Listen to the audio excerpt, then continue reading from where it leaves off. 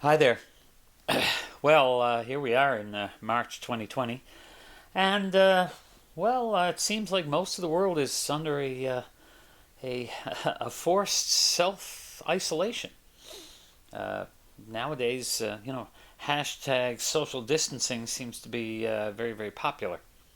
So, as photographers, what do we do to keep ourselves busy when we can't do a lot of the things that we would normally do? Now, first of all, my wishes go out to those photographers who depend upon photography for a living. I realize that for some of them this is a great hardship.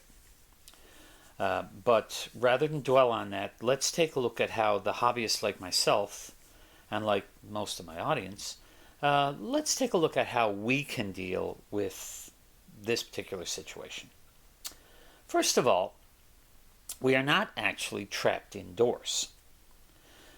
We are merely trying to keep ourselves separate from large groups of people. So, how can you do that?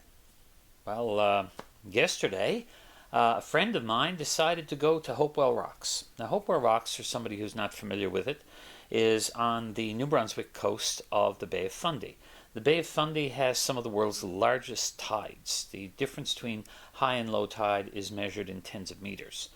So, what happens at Hopewell Rocks? Well, the sea stacks that you're seeing in these sea stacks are basically sticking out of the ocean floor, which you are walking on, because at low tide, they're high and dry.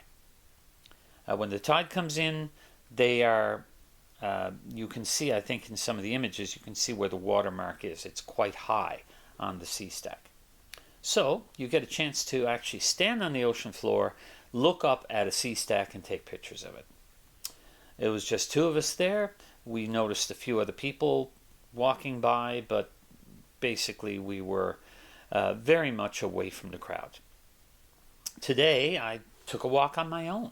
Turns out my house is not that far away from a very nice walking trail that includes an old dam.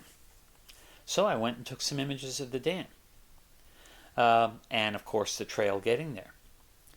But even if the weather hadn't been good, I did a few just experimental abstracts based on basically doing high contrast black and white of something as simple as my stucco ceiling. So guys, stop and think. You all have something, some hobby, some collection, something that you can photograph. It's not going to take a lot of high-tech tools. My lens set is pretty modest. I don't own a genuine macro lens. I don't own a really long telephoto lens. I've got a nice set of things in between. But with that, I can do all sorts of things. You've seen in the past me do things like the Lego projects, where I would do a little story and photograph it using a few Lego people and some Lego toys. Now, that's something that lots of people can do. If you have kids, there are probably toys lying around. Maybe it's a collection you have. I collect model cars. So maybe before all this is over, I will take out some of those model cars and see if I can make them look a little more realistic in a photograph. I know of photographers, one photographer in particular has a collection of HO scale people, which she is now using to great effect by building little scenarios, little tableaus, using these figurines and coming up with some really brilliant stuff that's quite humorous and in some cases pretty thought-provoking. Anyhow, give it some thought. Like I said, we don't have to just sit around and drink coffee all day long.